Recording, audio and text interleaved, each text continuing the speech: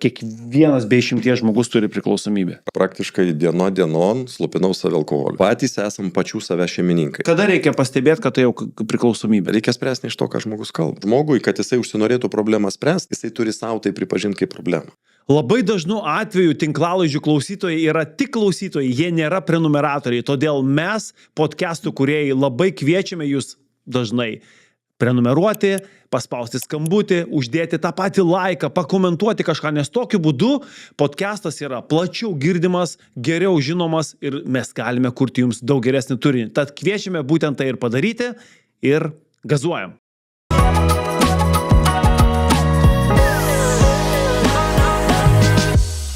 Sveiki visi, su jumis Alanas Zeranovas ir Alano podcastai, kurie yra skirti jūsų kūnui, sielai arba protui. Ir mes tikimės, kad bent vienas iš šių elementų bus paliestas, bus galbūt pristatytos jums visiškai naujos temos, o galbūt jau aktualios ir žinomos temos, bet kitais kampais. Toks ir yra mūsų podcastų tikslas.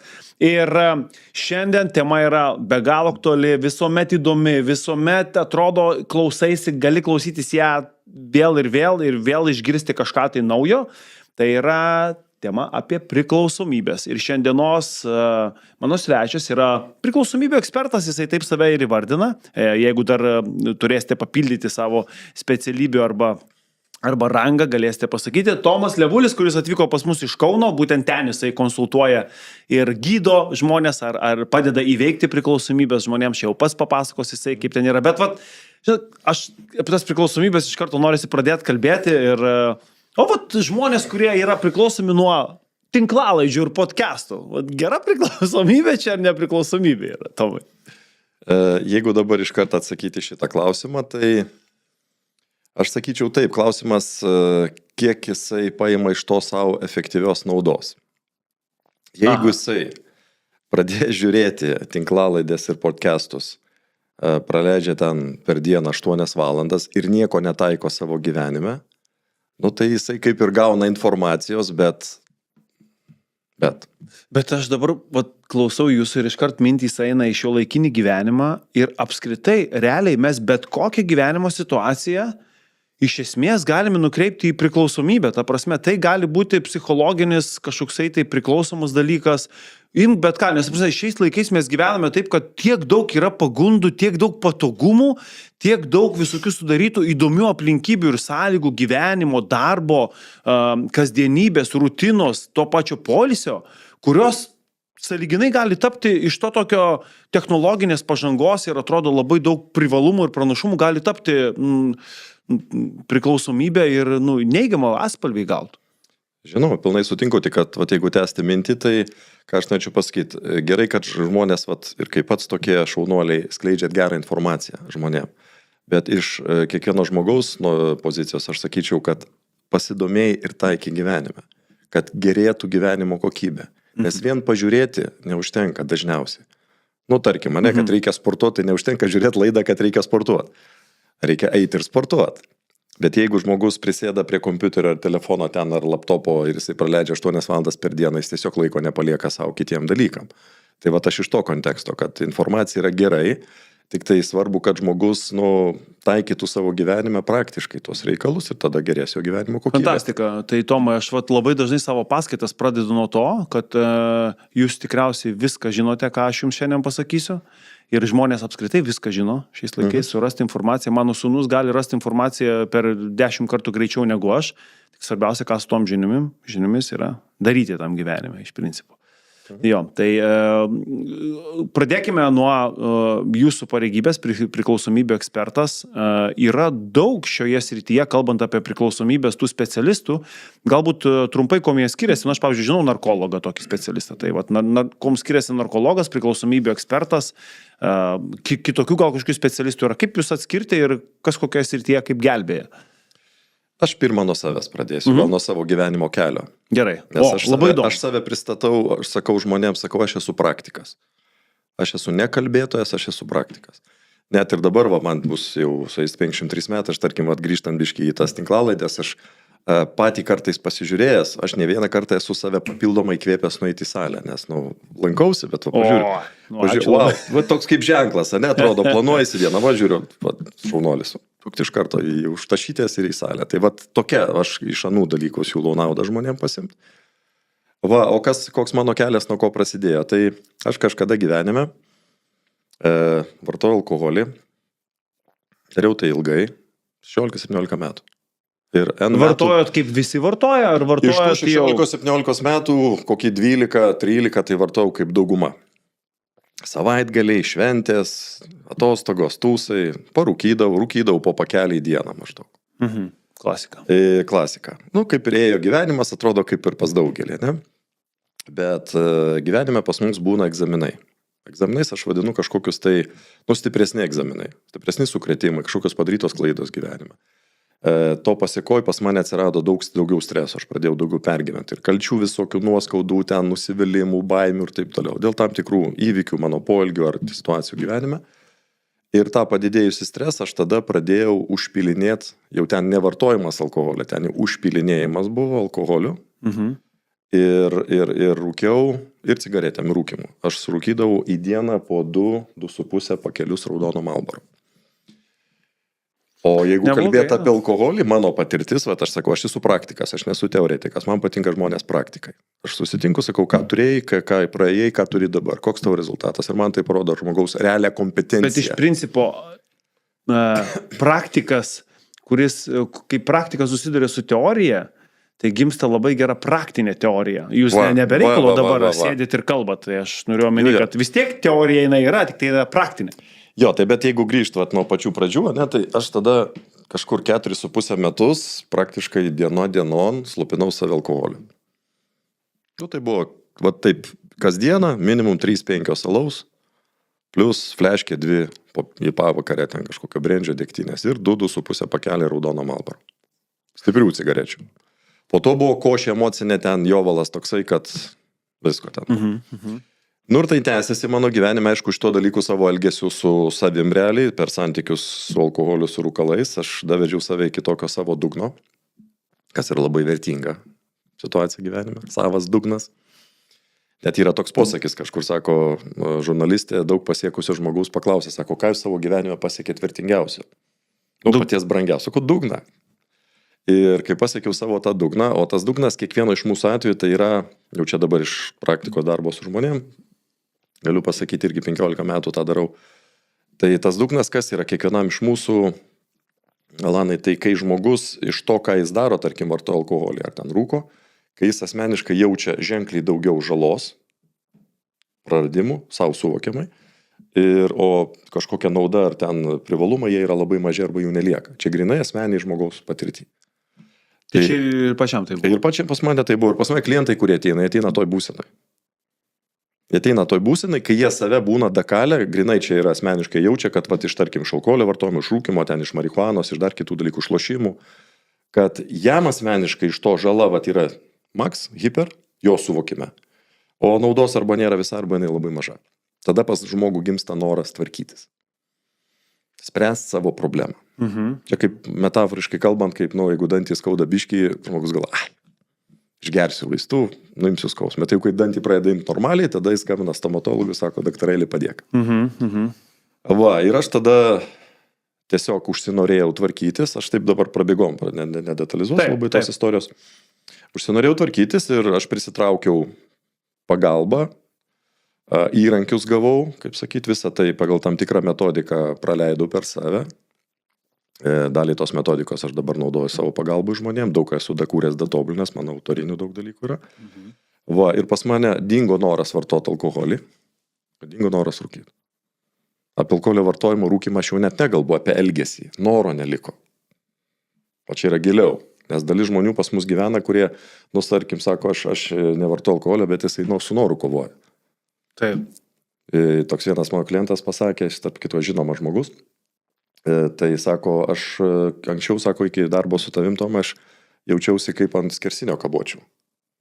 Kiek iškabosi. Taip. Kabi, paskui tuft vėl, mėnesį pakenčiu ir vėl paskui užsikabinu. Tai va, aš pasiekiau, praleidau per save tą įrankį praktinį, pamačiau, kiek jis efektyvus. Ir iš karto pradėjau turėti rezultatą. Tai va, man ekspertiškumas, tai yra, aš mano supratimu, yra, kai yra priežastis, yra būdas teisingas jį pašalinti ir yra rezultatas. iš karto kyla klausimai asmeniniai kol kas. Klausausi, va tas išgert 4-5 alaus dar fleškutę ten. Yra va tas, skanu noras, kaip fainai dabar prisėsiu, viskas juk prasideda nuo tokio, ar ten jau neskonėje reikalas visiškai ir tai yra tiesiog...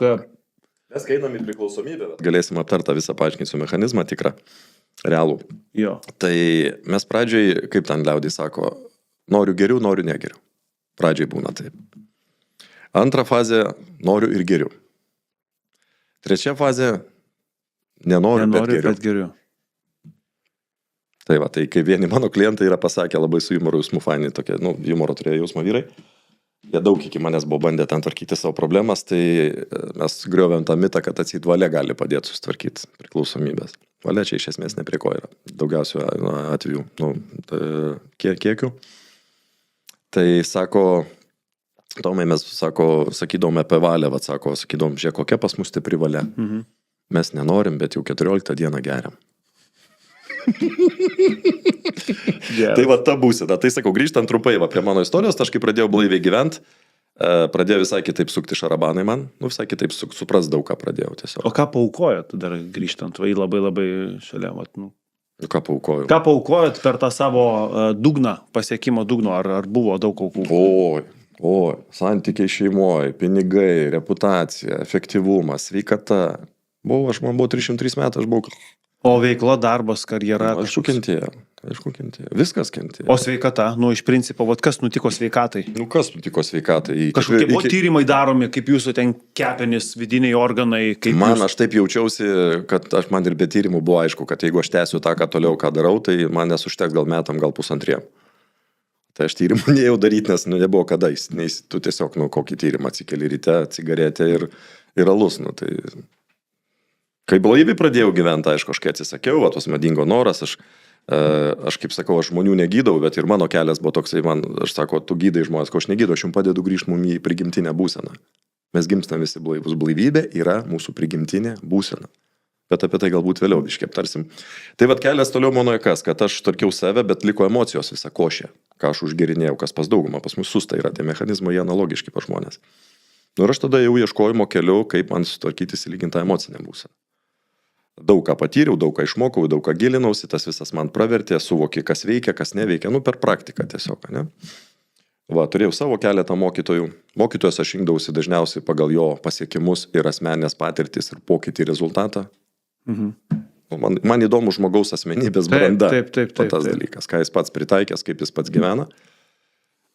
Ir paskui, kai pradėjau blaiviai gyventi, aš pradėjau stuksenti iš vidaus toks noras, gyveni vieną kartą, išsigrynink, kas tau pagal pašaukimą, kokia veikla iš tikrųjų, artimiausia yra. Taip. Tai buvo kelias, vėlgi daug visko išbandęs, aš esu prisilietęs daug visokių variantų, mokymų, gilinimuose. Ir aš ieškojau savo pašaukimą ir suvokiau, atėjo atsakymas, kad pagalba, su priklausomybėm, sveikatinimu, dvasiniai dalykai, tikra psichologinė pagalba, tikra, kas yra, tai aš galėsiu argumentuoti, pasakyti, kas yra tikra, efektyvi. Ir viskas, ir supratėjau tie atsakymai, kad yra mano pašaukimas, tada aš pasiruošiau šitą veiklą ir pradėjau darbuotis. Ir tada išėjau iš verslų, iš praeitų veiklų, ten, kur buvau ir panašiai. Tai tarytum visiškai brūkšnį, kaip dėjot, kaip nubraukėt ir gyvenimas prasidėjo. Bet toksai buvo tarpsnis, tiesiog tas per savo, aš tai sakau taip, aš per savo problemų sprendimą aš atradau savo pašaukimą. Ir įrankius per save praleidau, iš karto patikrinau kai ką, nes man sakau. Tas suveikė.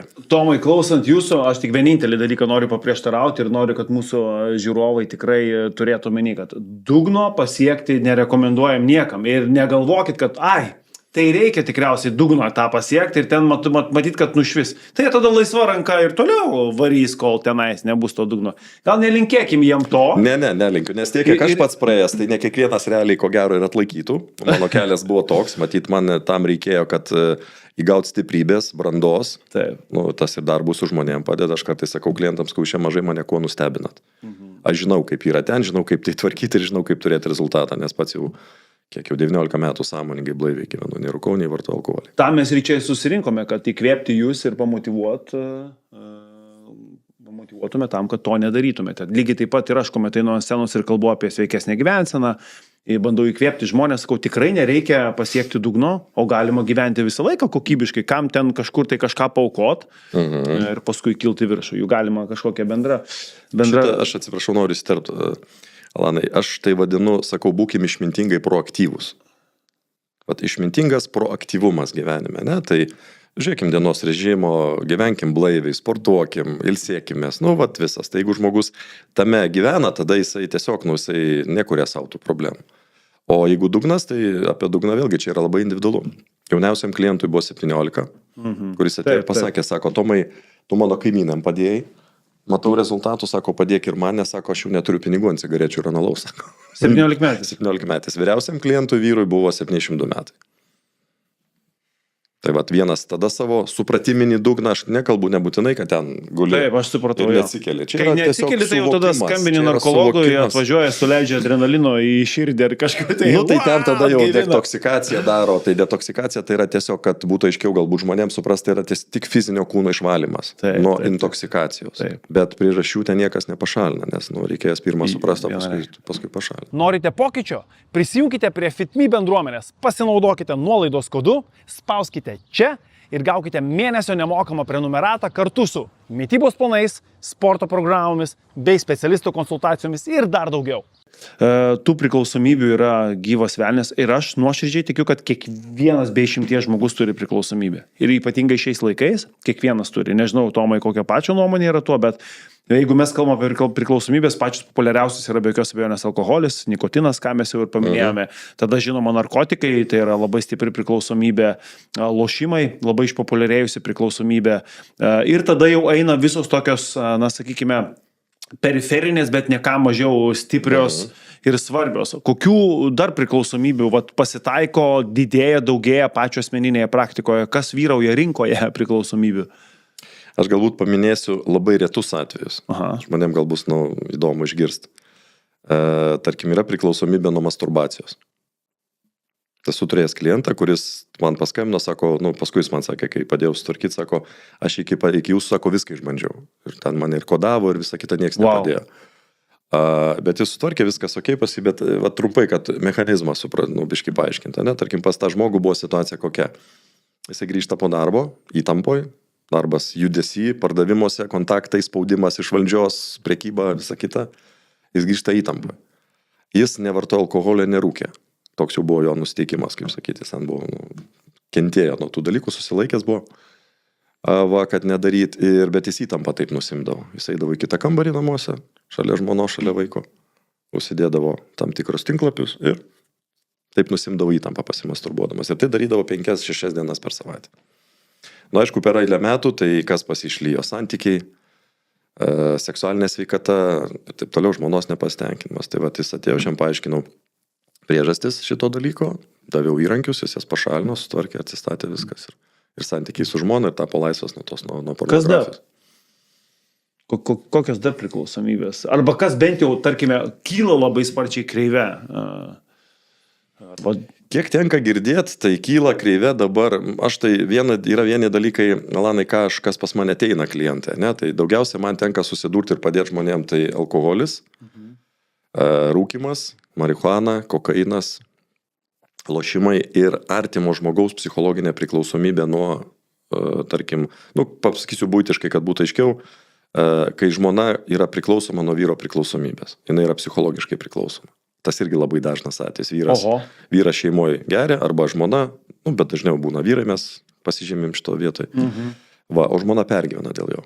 Ir jinai bando su vyru kovot 10, 15, 20 metų, įdant vyrą priverstų atsisakyti alkoholį vartot, įdant priverstų kažkur kreiptis, o vyras nenori.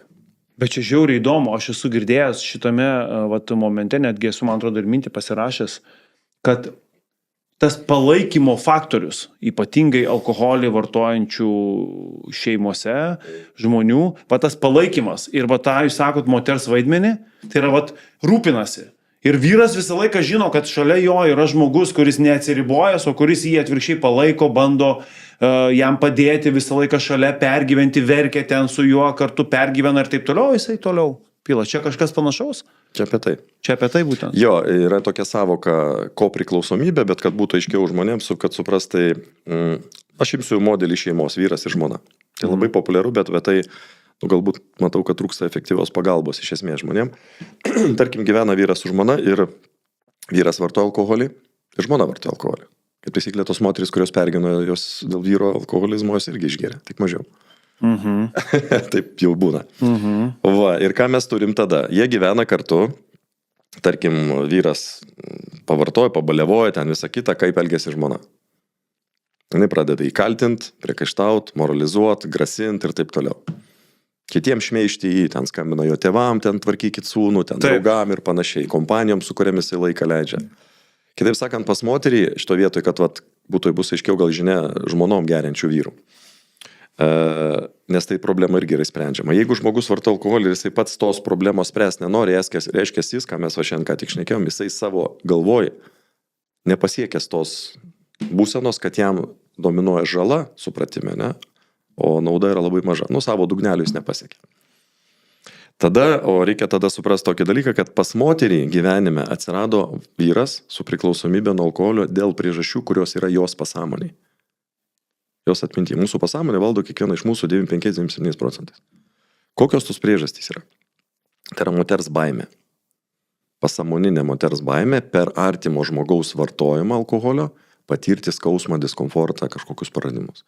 Ta baimė gali susiformuoti mačius nuo mažų dienų tėvą gerinti, brolį gerinti, senelį gerinti ir panašiai. Mama, jeigu alkoholikė buvo, tai mūsų pasąmonė valdomus, ten visas sėdė. Ten mūsų iš esmės, ten mūsų problemų priežastys yra mūsų pasąmonė, ne vaikystė, kaip čia mums pateikia. Nes vaikystė yra laiko tarpas, su juo nieko nepadarys. O pasąmonė. Pasąmonė atsimena ir periodą, vaikystę, paauglystę ir panašiai. Ir ten mes įsimenam išgyvenimus, ką matėm, girdėjom ir ką emociškai patyrėm įvairiais kontekstais. Tai esu, nežinau, 100 moterų padėjęs sutvarkyti šitą problemą, pas vyro net nematau. Jeigu moteris sutinka ateiti pas mane, pasitvarkyti save dėl vyro alkoholizmo, kas būna labai keista, pirmą labai neįprasta suprasti, ne vyras gerai, jis turi Tomai pas tave ateiti, sako.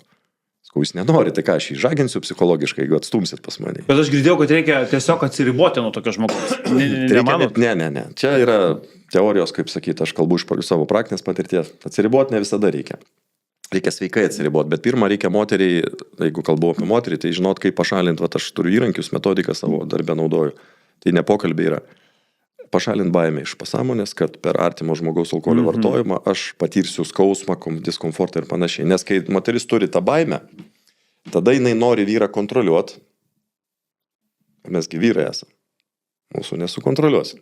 O dar jeigu vyrą nori sukontroliuoti, vyras dar priešinsis. Vyro galima paprašyti mandagiai, tada vyras norės girdėti. Čia biškai santykių psichologijos. Taip. Tai tada iš baimės moteris nori vyrą kontroliuoti, sukontroliuoti neišeina, tada jinai pyksta ir tą pyktį išvemia kaltinimais, pretenzijom, grasinimais. Nuo to pas vyrą tik dar daugiau streso ir dar daugiau alkoholio. Tai girdžiu, kad priklausomybė yra ne dalykuose, o žmoguje. Galima tokią tezę? Tikrai tai. Priklausomybės priežastis, kad būt visai konkretiem ir paprastiem ir aiškiem, tai yra ne genuose, ne vaikystėje. Jis yra žmogaus pasąmonė. Atminty. Tomai, pakalbėkim trumpai apie fiziologiją priklausomybių. Kas vyksta mūsų galvoje, kūne, kepenyse, inkstuose, nežinau, skrandyje, ar mes tai vartojam, ar mes tai kažkur žiūrim, ar skaitom, nežinau, kokia tai priklausomybė bebūtų, ar uostum. Kam viso to kūnas prašo ir apskritai, kaip vystosi tai? Yra tas fizinis lygmo, yra psichologinis lygmo kažkoks, kokie ten dalykai aktyvuojasi. Gerai, aš pradėsiu nuo šaknų ir ateisim iki fiziologijos. Gerai, kad būtų aiškiau. Dėl ko žmogus pradeda, tarkim, nežinau, rūkyti, vartoti alkoholį, rūkyti žolę, ten kokainą ar dar kažką daryti. Priežastis, mano nuomonė, aš ją patikrinęs esu ir man labai logiška, aš kaip sakau, turi žmonėm logiškai paaiškinti, kad jisai suprastų, paskui duoti įrankį tą priežastį pašalinti, o ne kažkaip mistiškai gydyti ten 20 metų ar kažką. Tai mes gimstam visi, kaip sakiau, be žalingų įpročių, ne? Gimęs niekas, kiek aš klientų klausiau, kai mama tau krūtį siūlė su peniuku, tu neskai duok kaliaus man. Tėvai ten į petį nebeldė metų laiko, duok man činčiką parūkyti kancarą, ne? Tai reiškia, mes visi gimstam be priklausomybių. Ir gyvenam, 15, 18, 20 metų, kol pradedam tai daryti. Tai kaip formuojasi priklausomybės priežastis pati? Aš noriu pertraukti. Prisiminiau vieną rimtą istoriją. Pasirodo, kad nuo gimimo galima priklausomybę gauti iš karto. Kai duoda ne krūtį, o duoda gliukozės tirpalą naujagimiui. Aš esu skaitęs ir girdėjęs iš šitų atstovų, akušerijos specialistų buvusių, nes dažniausiai esame apie tai mažai kas kalba, bet buvę, kad dėl tam tikrų kažkokių tai patologijų duodamas gliukozės tirpaliukas, pirmoje eilėje, kas turėtų būti privalomai moters, mamos krūtis turi būti, paskui galima jau ten kažką. O jeigu pirmoje eilėje duodamas gliukozės su cukriuku, tas vaikas natūraliai po imprintingo pirmojo vėliau jaučia didesnį potraukį cukrui. Tarp kitko. Viskas sėda į atmintį. Taip, būtent. Šitam kontekste, jeigu biški grįžta atgal, tai vėlgi kiek pas vaikus būna traumų iš anų laikų, kai vaiką tik gimus jį paimdavo nuo mamos. Čia irgi pasąmoniniai gilūs dalykai, kurie paskui gyvenime gali biški tam tikrus dalykus įtakoti neigiamą prasme. Tai grįžkim. Tai grįžkim prie priklausomybės mechanizmo ir priežasties. Tai mes gimstam, kaip sakyt, be jokio žinojimo. Bet gyvenam mes kur? Mes gyvenam sociume ir aplinkoje. Mūsų sociume ir aplinką sudaro mama, labai svarbios figūros, kiekvienam iš mūsų yra tėtis ir mama. Namuose yra televizorius. Aplink mūsų sukasi bobutės, močiutės, seneliai ir taip toliau. Ką vaikas nuo pat mažens mato ir girdi? Aš dabar kalbėsiu tik tai apie alkoholį ir rūkymą, tarkim. Nes nors iš esmės visą mūsų raidą įtakoja tai, ką mes išmokstam, kaip reaguoti vyras į moterį, į save žiūrėti, moteris į vyrą ir panašiai. Čia viskas yra pasąmoniniam lygmenį, ne vaikystėje. Tai jeigu kalbėti tik apie alkoholį, tarkim, imsim vieną šitą mechanizmą, nors visi jie panašus iš esmės. Tai ką mes matom nuo pat mažens savo aplinkoje? Šventė, iškerkim. Krikštynos manęs mažiuko. Realiai neatsimena vaikas, bet viskas gula per akis, mes gaunam net 80% informacijos. Mes esam realiai, žmogaus natūra yra mes mėgdžiotojai esame, mes niekada nedarom to, ko nežinom. Mes pirmą pamatėm, sužinom, įsiminėm, o paskui darom tai, ką jau žinom, išgirdom ar patyrėm. Tai ką mes matom nuo pat vaikystės aplink save, mūsų toj sociume, mikrosociume. Tėvųgi mūsų niekas needukuoja, kad gyvenkit blaiviai, blaivybė normali būsena, prigimtinė ir panašiai, kaip mums plaunas smegenys. Sako, gert reikia, tik reikia mokėti gert. Ir paskui dar dadeda ant viršaus, sako, reikia sakingai, kultūringai. Kaip sakyčiau, ką reikia valgyti, tik reikia tai daryti sakingai, kultūringai. Ir vaikas auga toje aplinkoje, jis mato ką, jis mato, kaip šventė švenčiamas, jis mato, kaip stresus ramina, mato, kaip balius daro, mato, kaip tostus sako. Ir į pasąmonę viskas sėda. Jamgi mums niekas nuo mažens neaiškino, man taip pat tame tarpe, kad tomukai alkoholis yra narkotinis nuodas, cigaretės, tabakas irgi yra narkotinis nuodas, jie turi tas savybės, mes jų niekaip iš jų nepakeisim, o blaivybė yra normaliai prigimtinė būsena, vaikė nevartok. Kaip ten tas tyrimas su vaikais darželį? Tai tą irgi galėsiu paminėti, ne? Ir mes taip kaip augam šitoje aplinkoje, televizorius, filmai, ypač pozityvūs geroji filmuose. Grįžo vakare po darbo, koks ten policininkas, 3 nusikaltėlius pagavęs. Viskio įsipylė, cigarą prisidėjo. Vaikas žiūri, paauglys, wow, ir aš toks būsiu kaip šitas dėdė. Jo, amerikiečiai filmai, visi atkreipkite dėmesį, kai tik užeina kažkas į namus, iškart iš šaldytuvo ir tą lūtį tokia atsidaro, tai klasika. Tai visa yra tokia savoka tikroji, jeigu tikra mokyme žmonėm, ne, yra tokia savoka kaip socialinis, psichologinis programavimas. Žmonės galima programuoti. Jeigu aplink žmogų suformuoji tam tikrą aplinką, tu gali jį suprogramuoti ir valdyti kaip robotuką. Tas ir daroma pas mus. Labai didelė dalim. Tik tai mums, galbūt apie tai niekas nepasako, taip, žinai, iš lempos. Ir kas vyksta toliau? Ir toliau mes matom tūkstančius kartų, kaip elgtis su alkoholiu, kad jis atseit, ar ten cigaretė ramina, atpalaiduoja, ne? Kad po sekso reikia užrūkyti, kad jeigu nervinės reikia užrūkyti, tarkim, ne? Su panelė eini į pasimatymą, filmų scenos, reikia žvakė ir vyno taurė turi būti. Vynas iš vis pateikiamas kaip šventas gėrimas, nors tai yra alkoholinis gaminys lygiai toks pat kaip alus, viskis, degtinė ir panašiai. Ir pas žmogutį pasąmonėje, o svarbiausia pasąmonė, atminty pas mus formuojasi ta požiūrį į alkoholį programa. Mes turim daug programų pasąmoninių. Vairavimo programą, vaikščiojimo, 2 kojų, mitybos programą, sportavimo programą. Ten yra atminty ta informacija, kokie pratimai, kokius raumenis stiprina. Ne? Ir tada mes tame toj terpėje augam, čia sakau viskas, tėtis, mama, draugai, klasiokai, filmų herojai, multikai, reklamos, visas sociumas. Ir ta programa susiformuoja ir kai mes sulaukiam tų savo, kaip aš sakau, 19 metų, keliolikos metų, vieni 15, kiti 20, 19, ta programa ką sako? Klausyk, sako, seniai, tu kietas bičas, šokius tau reikia varyti ant drąsos į galvą. O dar kai suaugę mums sako, iš viską sako, tu tau negalima, tu kai užauksi, tu per mažas. Dar mums motyvuoja, sako, wow, aš noriu anksčiau didesnis. Tai va, ir ta programa, va, alkoholinė programa, rūkiminė programa, tinkama už kiekvieno narkotiko vartojimo ar elgesio yra ta tinkama elgesio programa, kurią mes įgyjam. Žmogaus charakterį formuoja, Alanai, du dalykai - auklėjimas ir aplinka. Auklėjimas yra tėvų pavyzdys, auklėtojos, mokytojos. Mokytos irgi gali traumuoti vaikus mokyklose, jeigu piktos, žeminančios, kaltinančios yra. Tėvai dažnai tas klaidas nesužiūri mokytojų. Tai nepamirškite, kad mokykloje labai, nelabai, aš sakyčiau, vis dar vertinimo kriterijus yra geras vaikas, tas, kuris gerai mokosi, blogas, kur dažniausiai, kuris blogai mokosi. Prisitaikė prie stiklinės formos, vanduo tada. Tai va, tai greit esant toliau šitą momentą, tai kas formuojasi, kas vyksta tada? Sulaukiam savo paauglystės, kai jau tipo galima, ir pradeda žmogus vartoti. Pradeda pirmus išgerimus, pradeda vartojimus alkoholio daryti, pirmus užtraukimus. Tai aš tą patį dariau čia. Organizmas pradžiai priešinasi, yra tokia fazė pripratimas. Kadangi tai yra narkotikai ir nuodai, pradžiai mums būna neskanu. Susiraukiam, bet neparodys iki prieš aplinką. Mes lipam per tą pasipriešinimą ir tęsiam vartojimą ir kartojam tą vartojimą kažkuriuose situacijose ir susiformuoja psichologinis įprotis. Psichologinis įprotis tai yra žmogaus pasąmonė įsimena situacijas, kuriuose žmogus tai daro. Tarkim, penktadienis po darbų. Aš anksčiau kadaise. Bet čia dar nėra ta tokia baisi priklausomybė. Ne, aš iki to atvesiu.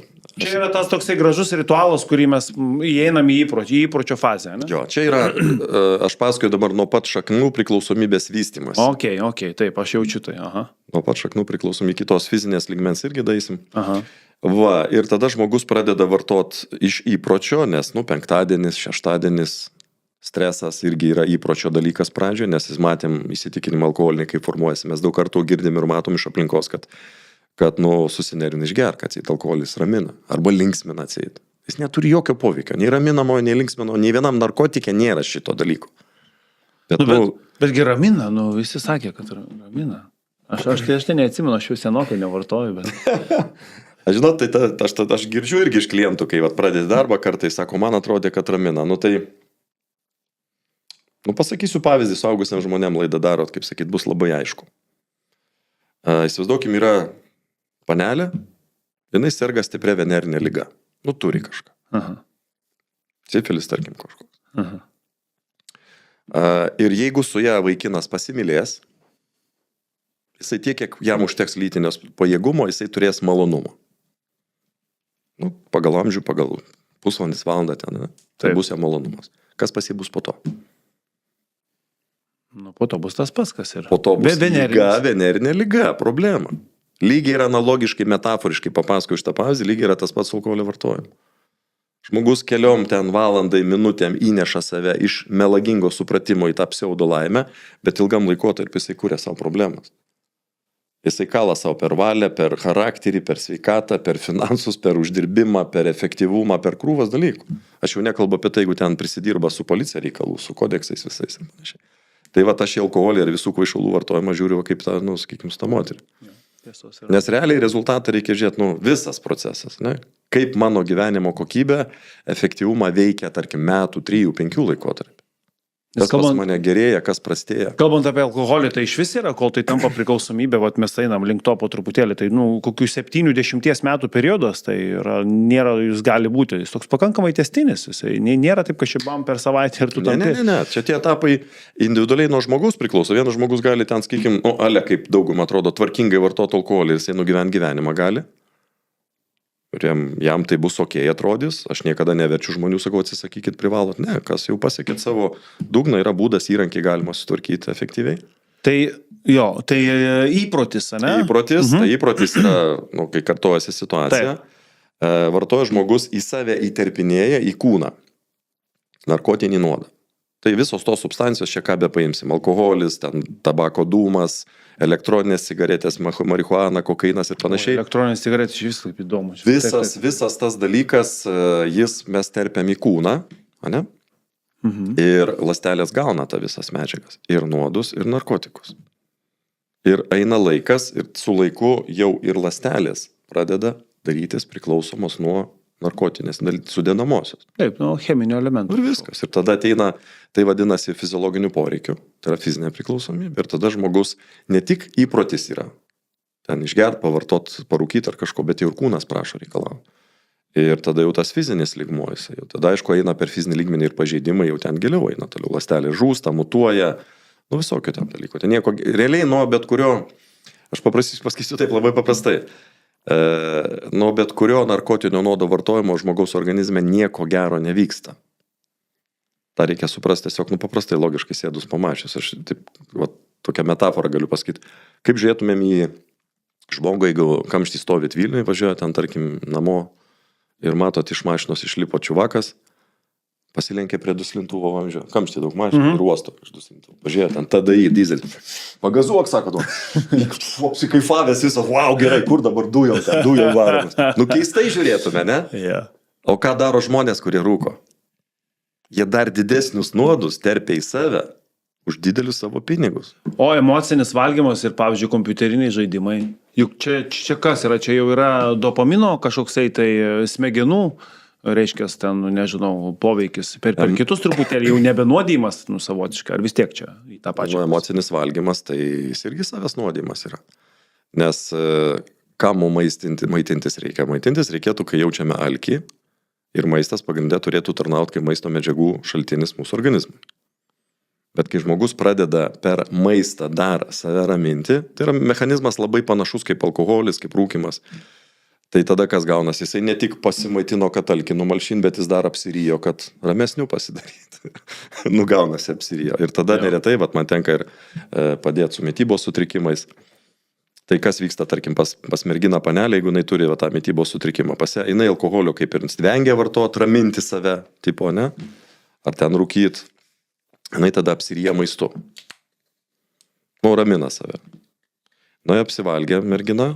Ir iš karto tada iš pasąmoninio lygmens, kas eina ten nuo mažų dienų, jeigu buvo iš jo šaipytasi, kad jinai stora, menkinta mamos ar tėvo, klasiokų, kad, kaip tu atrodai, visa kita, pasėsėdi pasąmonį baimę, ką apie mane pagalvos, jeigu aš sustorėsiu. Aišku, kaltės, ten menkavertiškumą ir panašiai, visi dalykai yra tvarkomi, efektyviai, aš duodu įrankius visą tai tvarkytis. Ir kas tada pas merginą, pas žmogų randasi, tada ką jinai iš tos baimės sustorėti, jinai vonė į pirštus į burną ir išvien. Aš trumpai įvardinau vieno iš mitybos sutrikimų mechanizmą. Tai po žalingų įpročių, Alanai, po visais iš esmės intoksikacijom ar žalingas įpročiais yra poreikis pakeisti savo emocinę būseną. Kitaip sakant, mažiau jausti neigiamų emocijų, kurias mes visi kaupiam per gyvenimą. Tai jeigu apie mitybą. O kompas tai yra kas? Kompas neretai tai gali būti tiesiog pabėgimas nuo realybės. Į žaidimą ir panašiai. Pabėgu, užsiriboju, atsiriboju. Arba būna į kompą, aš tarkim, tu esu turėjęs net ir pavyzdžių tokių realiai, žiūriu vaikinuką sėdi, ten tokia, čia iš seniau, kad bibliotikoje teko lankytis, renginys toks buvo ir žiūriu vaikinukas jau kelintą dieną, ten jisai prie kompo sėdi ir žaidžia šaudo. Žudo, šaudo. Šitie visi šaudimo reikalai, jie ten yra daugiadieniai, ten yra rimti reikaliukai. Aš prisėdau, aš kadangi turiu gebėjimą, tai praėjau žmonės, aš tai pažiūrėjau, jis kur galiu aš tai pašnekinti, paaugliukas. Sako, jo dėdė, galim pakalbėti. Sakau, kaip tau, ką? Tau patinka žaidimas? Sako, kad aš daugiau neturiu ką veikti. Tai jisai iš namuose, o kas kodėl jisai, aš tiesiog atskleis biškį būseną žmonėm iš realių situacijų. Sakau, o kaip namuose, tėtis, mama nėra, sako, tėčio mamos brolis piktas, tik tais mane strojina, mušo ir panašiai. Tai sakau, tu turbūt dabar per tą žudimą brolį žudai ten. Jo, sako, aš tą pyktį išlieju. Oho. Jis tik pasižiūrėjo, iš kur čia suprato dėdė. Sakau, biškį suprant. Tai tai tas žaidimas gali būti pasitraukimas nerealybės, gali būti žudimas tų figūrų, kaip pykčio sukaupto išliejimas ir panašiai. Plus, aš kaip sakau, nuo žaidimų, jeigu žmogutis žaidžia daug žaidimus, gali formuotis pas jį čia, aš tai vadinu gyvenimišką impotenciją. Ką turiu minty? Gyvenime nėra taip, kad mygtuką paspaus ir tau ten 100 eurų pervės, 100 baksų gausi bonusą, kaip nužudęs kokį ten, nušovęs kažką sušauto. Gyvenime reikia eiti, rodyti raumenį, siekti, judėti ir panašiai. Bet jeigu žmogus užauga ant žaidimų, jis gyvenime gali neturėti įgūdžio. kad reikia ateiti, kažką daryti, kalbėti, tartis, siekti ir panašiai. Tai vat, tie žaidimai, jie turi daug tokių kontekstų labai žalingų, bet iš esmės, jeigu paprastai šnekant, tai yra aišku priklausomybė, tai yra nuo kažko bėgimas, nuo kažko traukimas. Mūsų tinklalapyje vandens pertraukėlė ir mes renkamės Akvilės vandenį šiai pertraukėliai. Vanduo, kurį atidarius, jūs galite būti tikri, jog jūs esate pirmas, kuris prisiliečite prie šio nekalto vandens. Ultra Clean technologija, išgaunamas vanduo, neturi jokio sąlyčio absoliučiai su nieku, apart jūsų lūpų ir gomurio. Atsigaivinam ir tęsėm mūsų pokalbį. Ką tu man čia pasakoji, aš jau 30 metų sėkmingai darau verslą, pas mane čia pinigų kiek nori, čia man tas surūkyti marihuanos, čia yra geras atsipalaidavimas Amerikoje, čia tarp kitko yra viskas legalizuota ir panašiai, tu ką nors pasiekęs gyvenime ir taip toliau. Tokiu atveju esate turėję, kur ateina ir sako, kad tai ką, tu pažiūrėk, aš viską turiu, bet ir ką, kad aš čia Tokie pas mane neteina, jam nėra poreikio. Nes pas jį, jo supratime, jis nesijaučia pasiekę savo dugną. Prasme, jo supratime, ta jo marihuana jam turi 6 melagingas, jo supratime geras naudas. Atsipalaidavimas, taip toliau ir panašiai. Tai jisai tai daro, jeigu jam dar veža psichika, viskas ok, tai viskas gut. Bet aš esu, tarkim, turėjęs atvejį, kai buvo 3 bičiuliai verslo partneriai, rimti, vyrai daug pasiekę versluose gyvenime, ir vienas iš jų, jie buvo lygiom dalim susimetę į verslą, ir vienas buvo paniręs į žolės rūkimą į marihuaną. Ir jis turėjo savo pareigas jų versluose ir jie pradėjo matyti, kad stringa viskas ten. Sako, nuvažiavam, jis apsirūkęs, jis parodė, ką jūs čia norit. O ten verslo partneriai atvažiavę, žodžiu, nieks jo nesulaukė. Tai buvo toks atvejis, kai jie jį pasisodino, sako, arba mes tave metam iš verslo, arba, surado atrinkę buvo jie mane, ten pasidomėję. Prieš tai, sako, arba važiuoji pas to Maliopolį ir, pradirbė susitvarkai. Buvo toks atvejis, kai jau jį tada žostkai griežtai paėmė. Bet iš to, ką pats sakai, supraskim, kad iš to, ką mes darom, žmogui, kad jisai užsinorėtų problemą spręsti, jisai turi savo tai pripažinti kaip problemą. Tai aš ir kalbu apie tą suvokiminius svertus. Kuriam kiekvienu gyvenimo momentu, tarkim tam amerikiečiui, iš to žolės rūkimo, kiek jis supranta savo, kad daro žalą, kiek jis gauna savo naudos. Jeigu naudos jo supratime jam atrodo daugiau negu žalos, jis neužsinorės tvarkytis. Tokiem žmonėms, aš sakau, nevertų jam eit pas mane, nes aš tai per 10-15 minučių perprantu, sakau, laisvas, aš tau nieko nepadėsiu. Dažniausiai tokį pilietį būna atvedus per prievartą pas mane žmona, kaip sakiau, ta ko priklausoma, kuri baimę turi, tada aš moterim sakau, ateikit, aš su jumis padirbėsiu. Nusiraminsit, pas vyrus per pusę sumažėjo alkoholio vartojimas kaip minimum. Arba mama kontroliuojanti atveda 28 metų savo vaiką. Kultūrinis momentas, geografinis.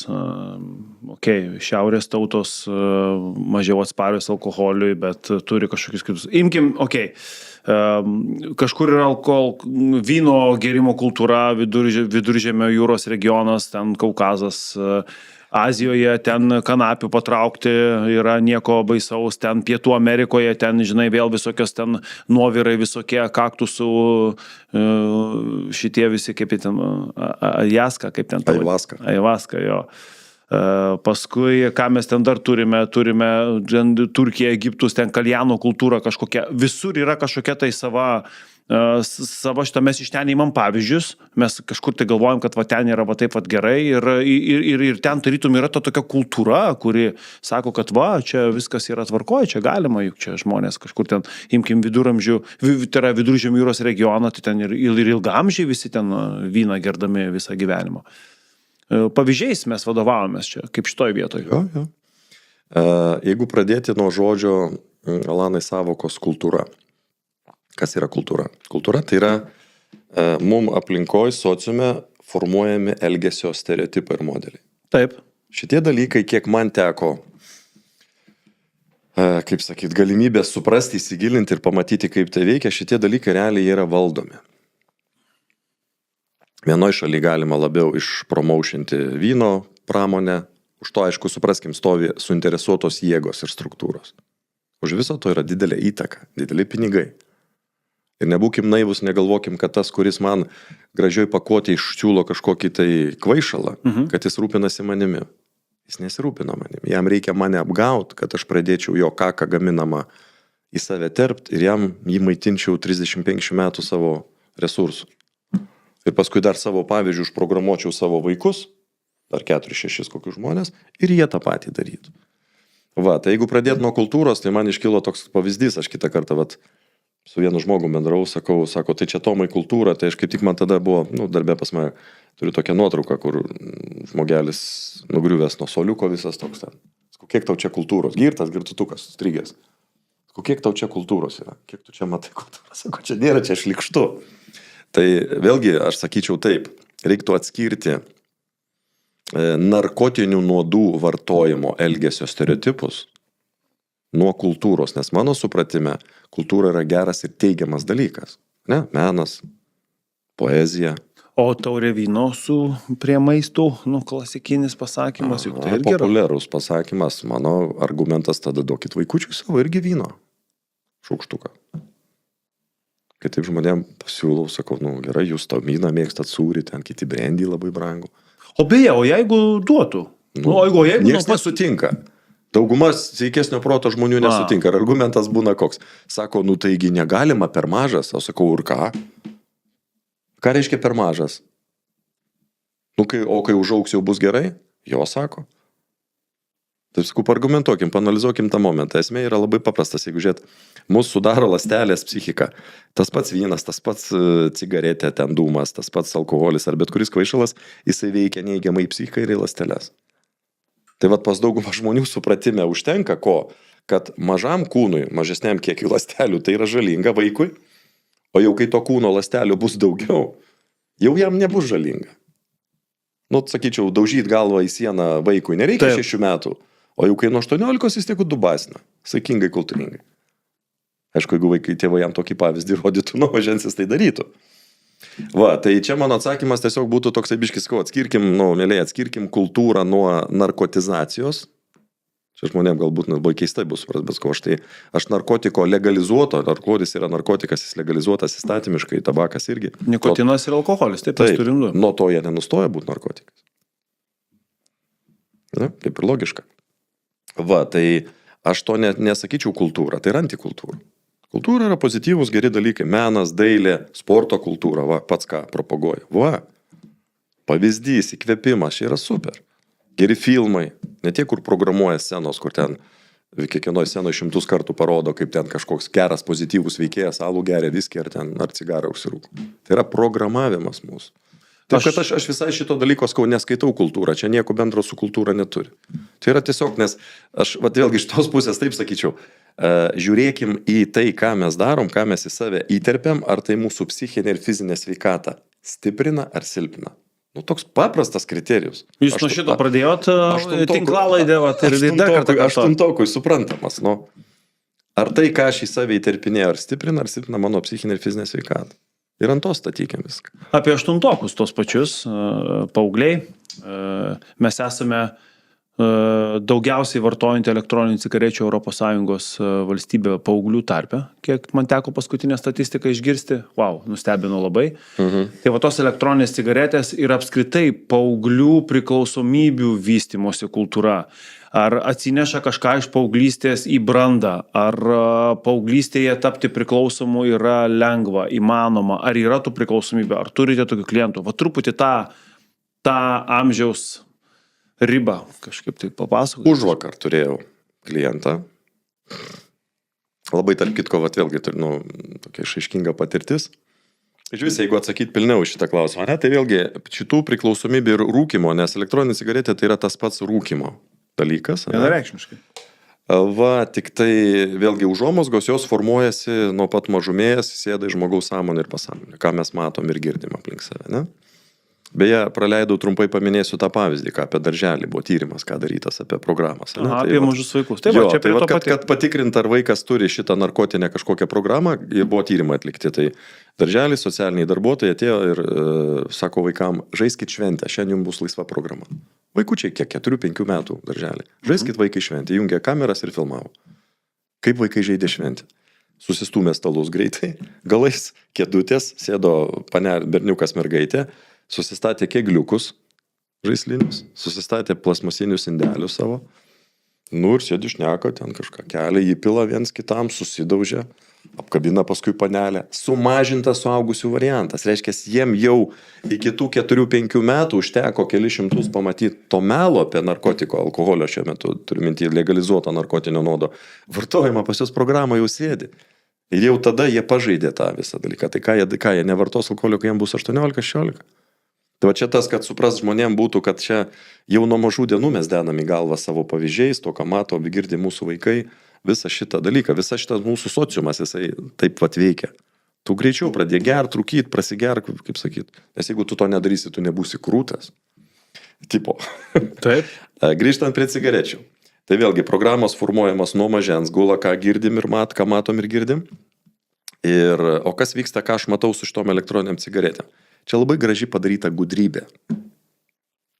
Tas pats rūkimas, jisai paverstas į, tai yra melagingai pateikiama kaip į mažiau žalingą, nekaltesnę formą.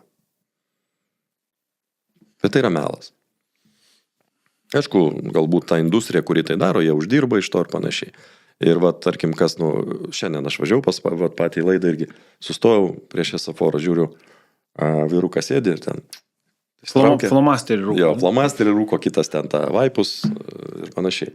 Kas gaunasi, ką aš stebiu, žmogus realiai jisai surūko ne mažiau, o dar daugiau. Ir tas mano klientas, ne per seniausiai, kur irgi pradėjau dirbti su juo, tai sako, Tomai, realiai aš supratau, mes analizavom su juo tą situaciją, sako, aš tos vaipukus perku, sako, tas vaipukas yra iš užsienį, yra jisai gyvena žmogus, sako, tas vaipukas jis yra pakelio atitikmuo. Aš sako, jį per pusdienį sučiulpiu. O jeigu man reiktų cigaretėm tą patį daryti, aš jau tiek nepajėgčiau. Nes nepatogu, tu negali visur. O šitą sako, aš tik pamygtuką pasvab. Belia kur. Iliuzijų pridėta žmonėm. Kad mažiau kenksminga, žalinga, mažiau žalinga, lengviau paprasčiau ir biznis vyksta. Ten patalpo dar, man atrodo, su kažkuriais. Jo, ir patalpo, ir gimdymo palatoje atsėt galima. Belaukiant. Čia mums makaronų gali prikabinti, suprantat, bet vėlgi grįžkim prie paprasto dalyko, kas aš nenorėčiau įsiplėsti tom elektroniniam cigaretėm, ten niuansais cheminiais, bet vėlgi vyksta elementarūs žiaurūs dalykai. Ten kažkas dega, kažkas išgarinama, kažką mes įkvepiam.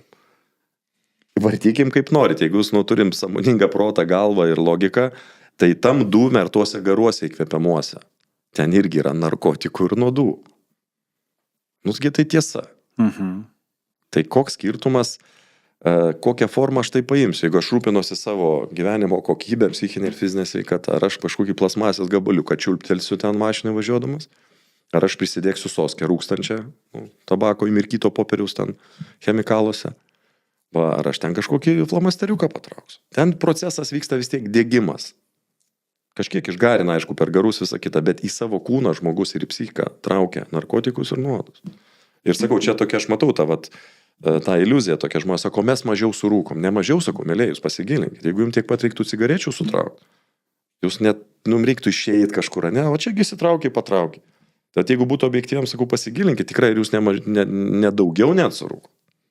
Nes tas procesas padarytas, čia gudrybė yra, padarytas patogesnis ir dar mažiau kaltas. Ir dar mitas sako, kad tai nežalinga. Kvapukais apskanina, kaip sakyčiau, karvašų dienę uždėsim medaus ir šauk, sakysim, prašau. Jis jau skanų šūdas. Kažkur čia yra su to karvašu, tarp kitko, man yra, kažkoks yra tas rūkalas daromas būtent iš karvės šūdo. Jo, tai čia sakau, bet esmė, žvelkim, kaip aš tą pavyzdį su tą panelę sakiau, ne? Jinai bus gražiai išoriškai, tarkim, ne? Ar jinai bus apsirengus suknelę, džinsais, maudimuku, bet jeigu turės stiprią venerinę lygą, mes ją trumpai pasimėgavę, mes turėsim ilgalaikės neigiamas pasiekmes, kas ir yra nuo cigarečių, nuo visų cigarečių. Vėžiai, onkologijos, burnos ertmės, psichikos sutrikimų, burnos ertmės visokie ten vėžys ir taip toliau. Viskas eina, mes, supraskim, tą dūmą, pas mus žmonės, žiūrėkit, iki beprotybės kovoja už ekologiją. Kai kada paklausai, jau sveikų protų biški, sakom, jau. Taip. Vos ne, pagimdyk mane mamą atgal.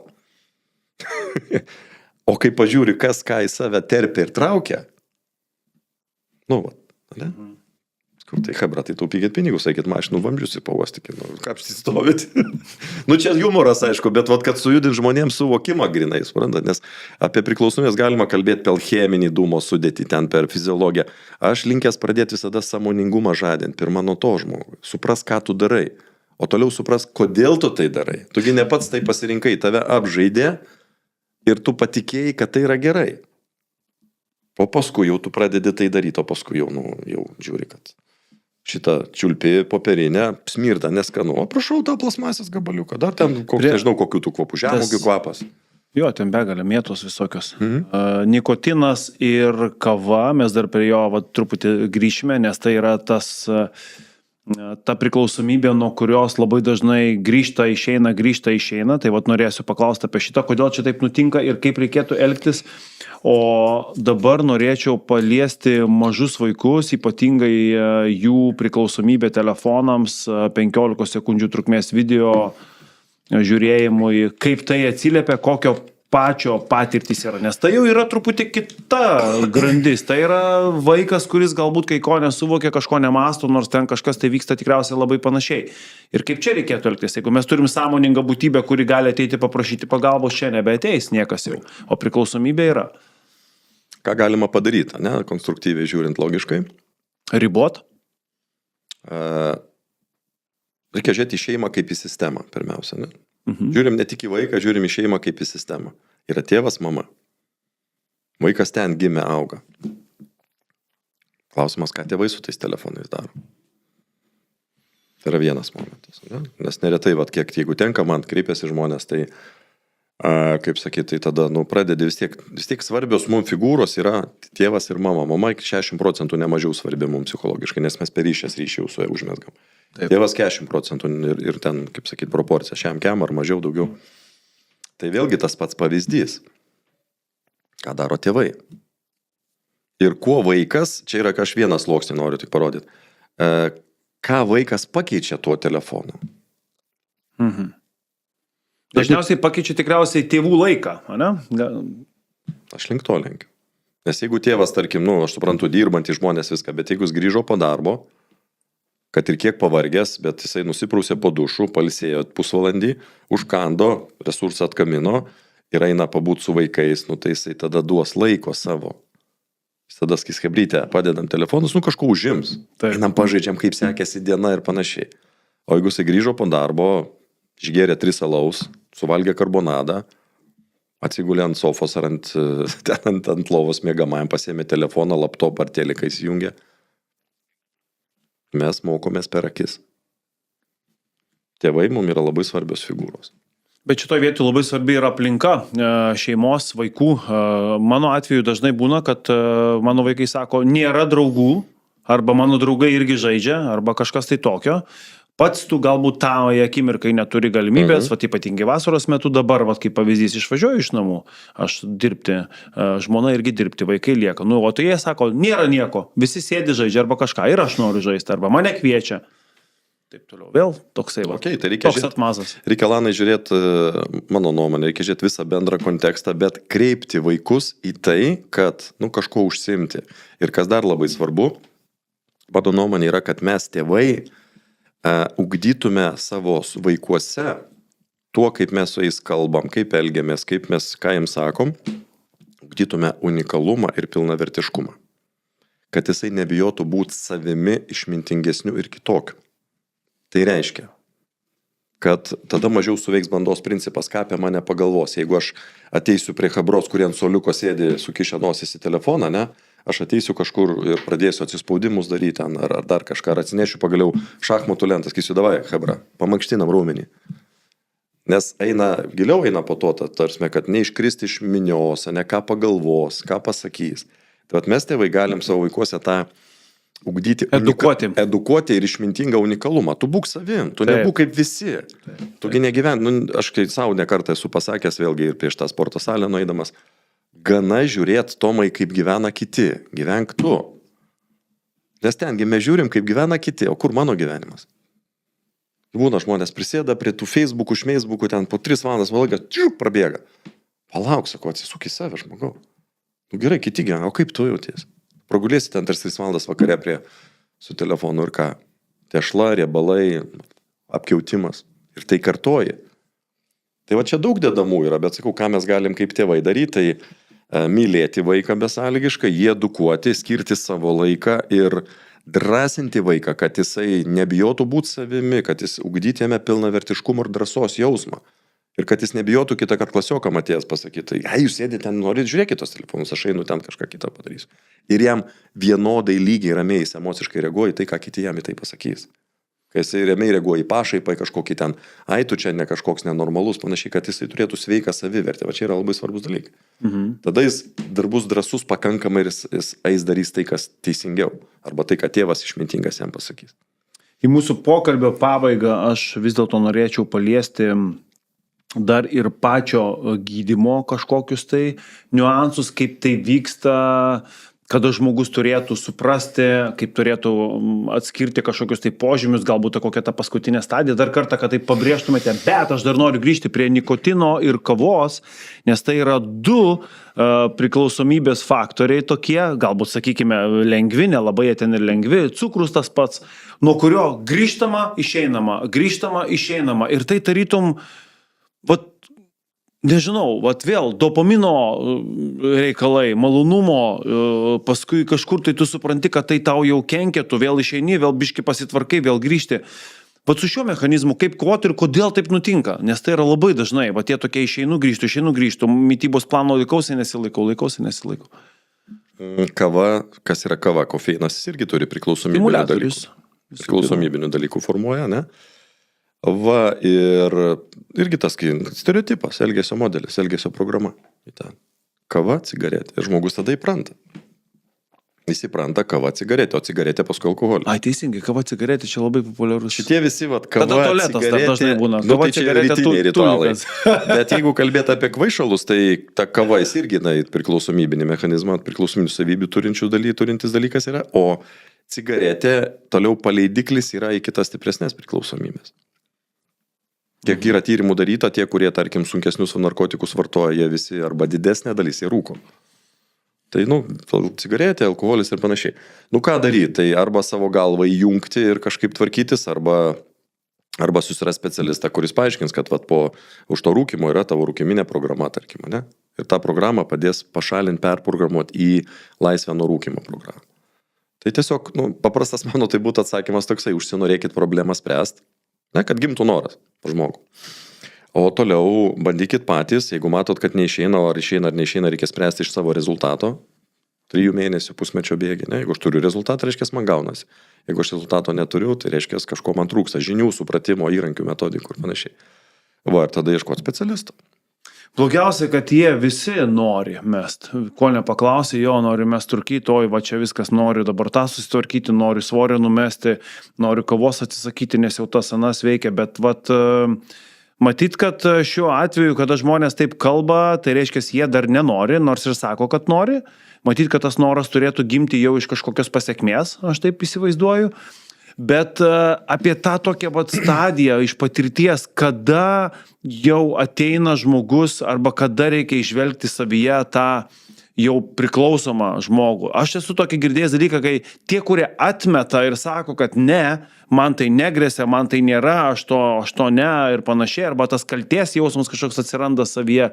Dar patinka kažkokie tokie psichologiniai faktoriai, ar išraiškos, ar veikia kažkaip žmogus kitaip. Kada reikia pastebėti, kad tai jau priklausomybė, kaip tai įvertinti reikia? Tai jeigu pačiam žmogui, turint mintyje, tai vėlgi tas yra individualus traktavimas. Grinai, nes žmogus mes suvokim, mes patys esam pačių save šeimininkai. Mums niekas neprivers, jeigu mes nenorim. Kaip ir logiška, ne? Jeigu mes dabar padėsim viens kitą vers nueiti į tualetą, nusišlapinti, o nenorim, tai ką? O juk kai užsinori kiekvienas, jis tada jau nesustabdysi. Kaip ir logiška. Lygiai tas pats su visom bėdom problemom, su priklausomybėm. Tai žmogus gyvena, jis kažką daro, vartoja alkoholį, rūko, jo individualiai patirti išgyvenimuose sėdėjo, kaip aš sakiau, čia tas bazinis dalykas suvokiminis turėtų būti, manau, daugumai. Jam atrodo tai daugiau žala ar daugiau nauda. Ir jeigu tas jau ženkliai daugiau žala, jis jaučiasi šūdinai, paprastai šnekant, ne? Tada jis ieškos pagalbos. Ir ar žmogus nori problemą spręsti, reikia spręsti, traktuoti ne iš to, ką jis kalba. Aš biškai apie emocijas dar toj paminėsiu irgi, kas po to yra kaltės, visos ten ir panašiai. Tai reikia spręsti ne iš to, ką žmogus kalba.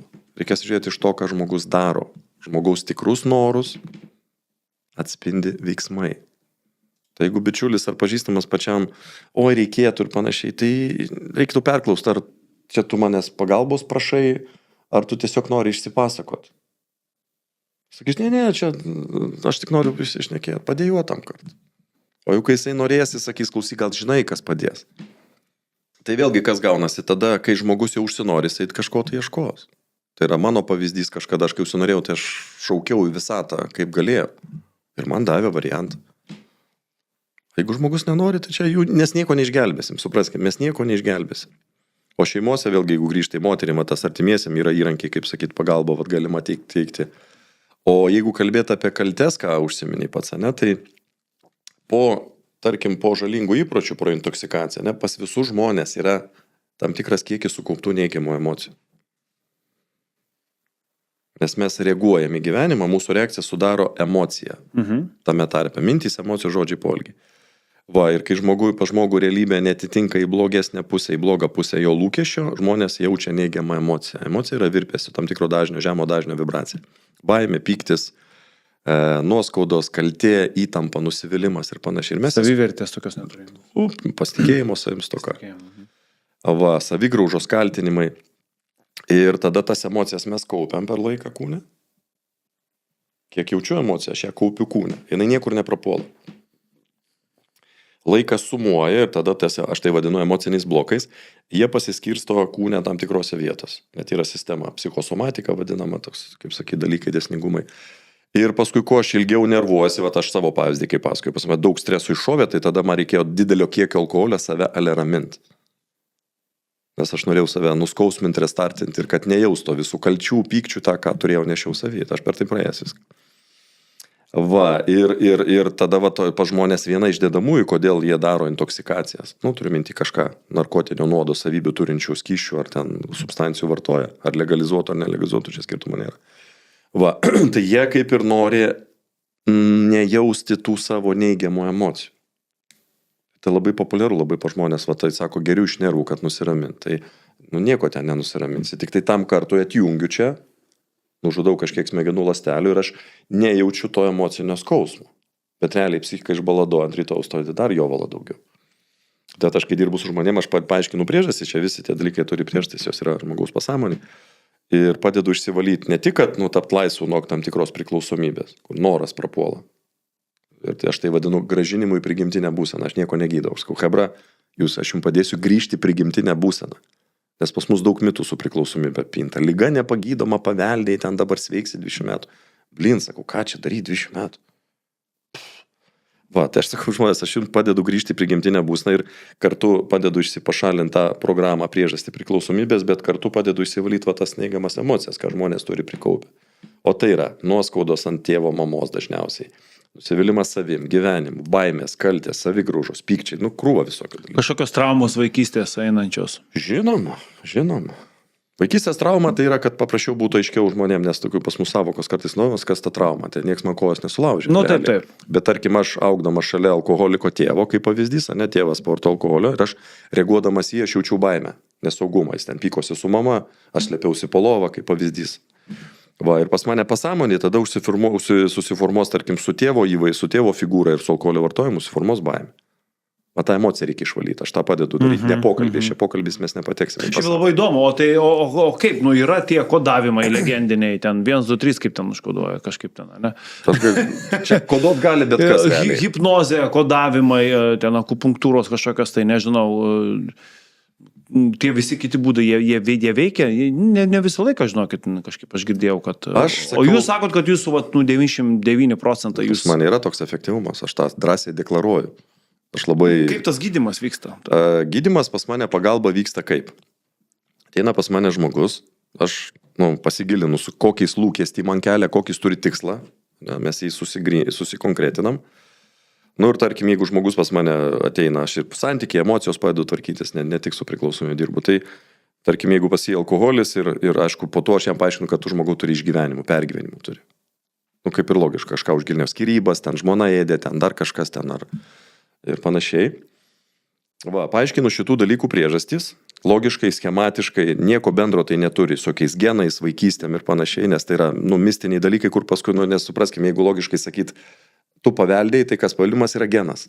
Logiška. Tai jeigu aš tai įvardinu kaip priežastį, tai aš turėčiau tada tą geną surasti ir išimti. Sveikų protų logiškai suvokiamas dalykas, bet nieks to nedaro. Tai mano nuomonė tai yra elementariai žmonių klaidinimas tiesiog. Arba sakyti, kad tu sergi lėtinė nepagydoma liga. Tai jeigu nepagydoma lėtinė, kam tave gydyti? Taip. Toks, kaip sakyt, einam į šaldytuvą, žiūrim, kaip jis skalbimo mašiną. Sakom, kodėl jis neskalbė. Tai žmonės varo kažkur, kažką jam bando padėti, žmogus 10-12 metų kažkur vaikšto, bet rezultato kaip neturi, tai neturi.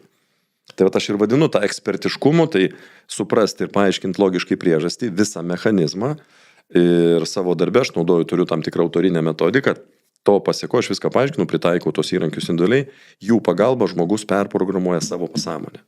Efektyviai ir ekologiškai. Viską detaliai aš paaiškinu per susitikimą. Tai yra praktinis darbas su savim.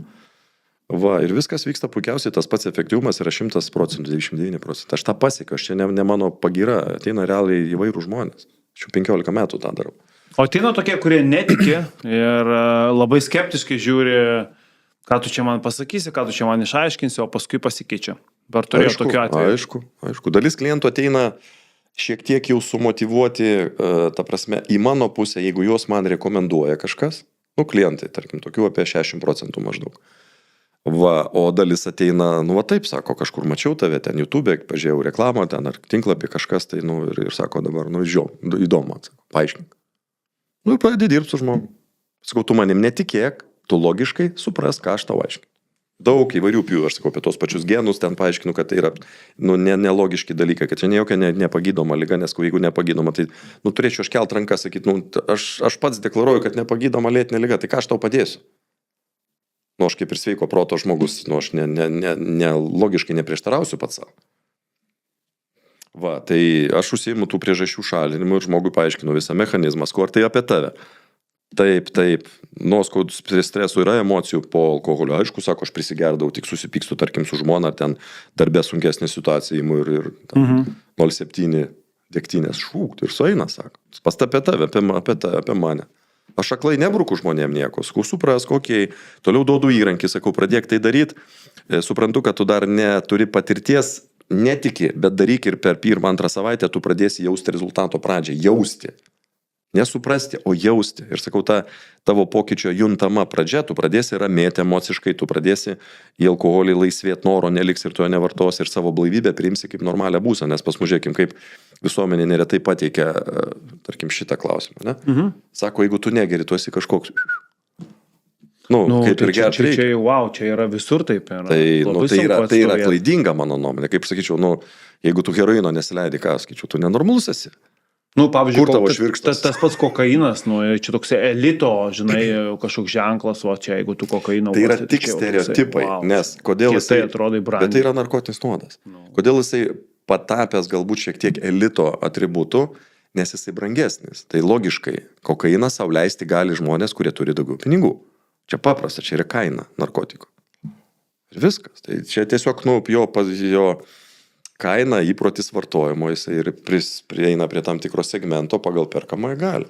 Pats tai pavadina elitu. Šiaip iš tikrųjų labai įdomu, ką mūsų žiūrovai mano šią temą. Galbūt būtų įdomu, kad komentaruose pasidalintumėte, pavyzdžiui, kokį turėjot santykį su priklausomybės, galbūt gydymu tuo pačiu, kaip pabandėte iš jo išeiti, arba kokių priklausomybių turite. Iš principo, galite patvirauti, būtų labai įdomu sužinoti, labai įdomu kaip klausytojai. Nes aš sakau, aš manau, kad kiekvienas žmogus turi vienokią ar kitokią priklausomybę. Galbūt jinai yra viena iš jų daranti tikrai nedidelę žalą kaip priklausomybė iš esmės. Pasidalinkit komentaruose apskritai, ar turėjote kažkokių tai reikalų su priklausomybėmis, kaip jie sprendėte, kažkokia tai jūsų mini istorija tikrai bus įdomu ją paklausyti, paskaityti. O Tomo tada pabaigai dar norėčiau paprašyti, nežinau, ar kažkoksai palinkėjimas, ar kažkaip tai pabandykim užbėgti įvykiam už akių, ką norėtumėt pasakyti, į ką turėtų atkreipti žmonės dėmesio, galbūt į jaunimą galim kreiptis labiau, jeigu manot, kad suaugusiųjų mes čia dabar sąmonės nepakeisim ir panašiai. Kažką tokio pabaigai įkvepiančio šią temą. Galėčiau pasakyti taip, mėlyjei, užsinorėkite gyventi kokybišką, išmintingą gyvenimą ir išmokti džiaugtis būnant švarios sąmonės. Kai jūs to užsinorėsite giliai iš širdies, tada jūs pradėsit kažko ieškoti. Ir jums gyvenimas tada paduos kažkokią informaciją, podcastus, specialistus, mokytojus, pažįstamus ir panašiai.